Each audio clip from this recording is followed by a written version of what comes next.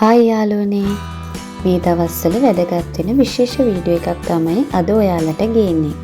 කවුරුත් හොයන tin අංකය online ක්‍රමයට ලබා ගන්න විදිහ තමයි මම අද ඔයාලට කියලා දෙන්න යන්නේ. මුලින්ම ඉන්ටර්නෙට් බ්‍රවුසර් එකට යන්න. ඊළඟට ird.gov.lk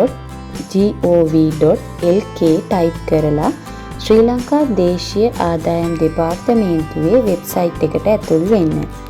ඊළඟට සේවාවන් වෙත පිවිසෙන්න.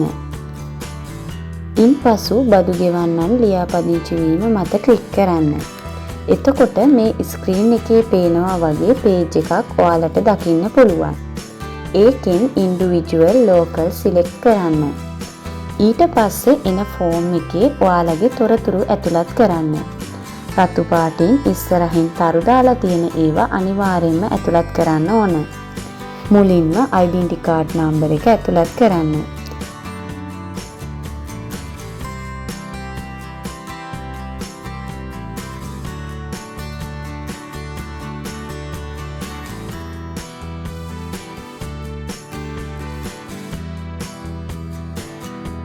ඊට පස්සේ අයදුම්කරුගේ සම්පූර්ණ නම ඉංග්‍රීසියෙන් ඇතුළත් කරන්න ඕන. ඊළඟට සිංහලෙන් නම ඇතුළත් කරන්න. මෙය අත්‍යවශ්‍ය වෙන්නේ නැහැ.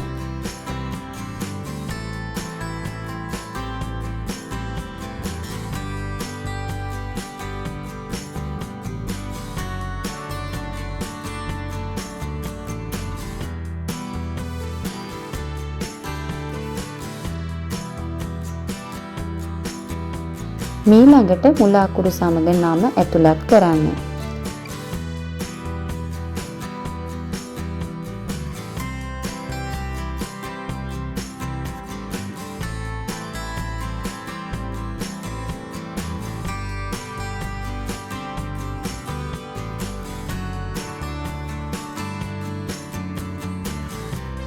ඊළඟට ඔයාගේ උපන්දිනය මේ පේන විදිහට ෆිල් කරන්න.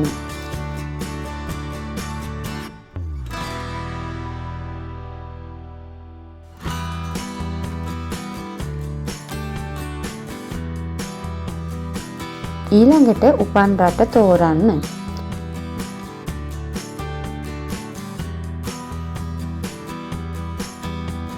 ඔයාට භාවිතා කරන්න පුළුවන් ලේසිම භාෂාව මෙතනදී තෝරන්න. ඊළඟට ඔයාට පහසු කමියුනිකේෂන් මෙතඩ් එක තෝරන්න.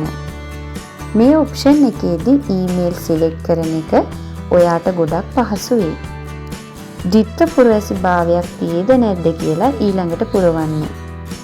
ඊට පස්සේ ඔයාට ඉන්කම් එක ලැබෙන විදිහ ෆිල් කරන්න. බිස්නස් වලින්ද, ජොබ් එකකින්ද, ඉන්වෙස්ට්මන්ට් වලින්ද, එහෙම නැත්නම් වෙනත් ක්‍රමයකින්ද කියලා ටික් එකක් දාලා සඳහන් කරන්න. ඔයා සිලෙක්ට් කරේ අද කියන එක නම් ඊළඟ තීරුවේ ඒ ක්‍රමය සඳහන් කරන්න.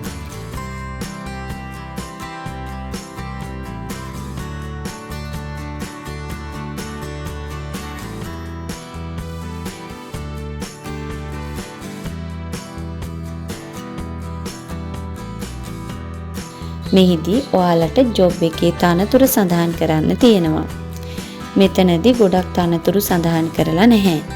එතකොට ඔයාලා අද කියන ඔප්ෂන් එක තෝරලා ඔයාලගේ තනතුර යටින් සඳහන් කරන්න.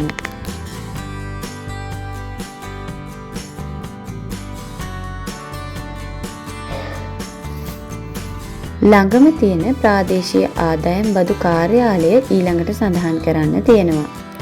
මේක ෆිල් කරන එක අනිවාර්ය නැහැ.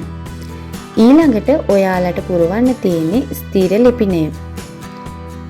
මෙහිදී ඔයාලා අයිති වෙන පළාත, දිස්ත්‍රික්කය, ප්‍රාදේශීය ලේකම් කාර්යාලය, ග්‍රාම නිලධාරී වසම අනිවාර්යයෙන්ම සඳහන් කරන්න ඕන.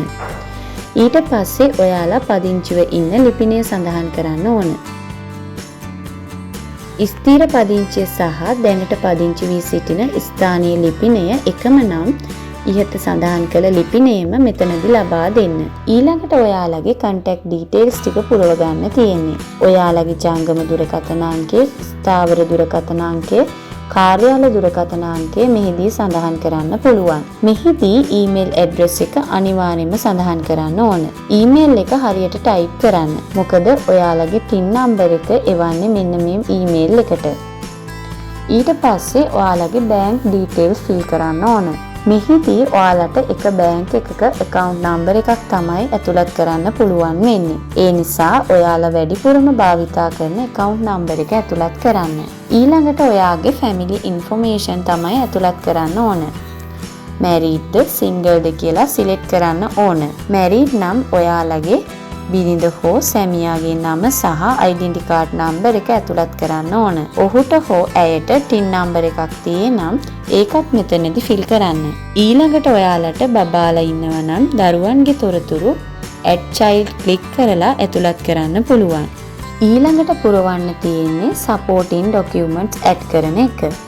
මෙතනදී ලේසිම වැඩේ තමයි identity card එක ඇතුළත් කරන එක.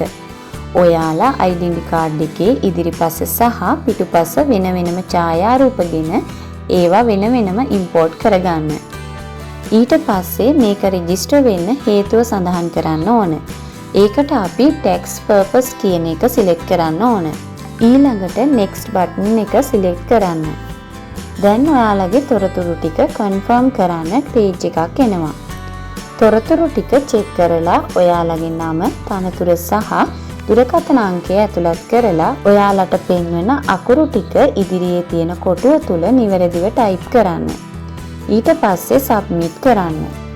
දැන් ඔයාලට මෙන්න මේ විදිහට page එකක් එයි. මේ page එක print click කරලා මේ පේන විදිහට save කරගන්න. මෙතනදී එන acknowledgement number එක PIN number එක ගන්න වැදගත් වෙනවා. මේ විදිහට සබ්මිට් කරාට පස්සේ දින 5ක් ඇතුළත ඔයාගේ PIN number එක ඔයාගේ ඊමේල් එකට එනවා. ඔන්න ඔය විදිහට තමයි ඔන්ලයින් PIN නම්බර් එකක් ලබා ගන්න. අද වීඩියෝ එක ඔයාලට ගොඩක් වැදගත් වෙන්න ඇති කියලා හිතනවා. එහෙනම් ඉතින් මේ වගේ වැදගත් වීඩියෝ එකකින් හමු වෙමු.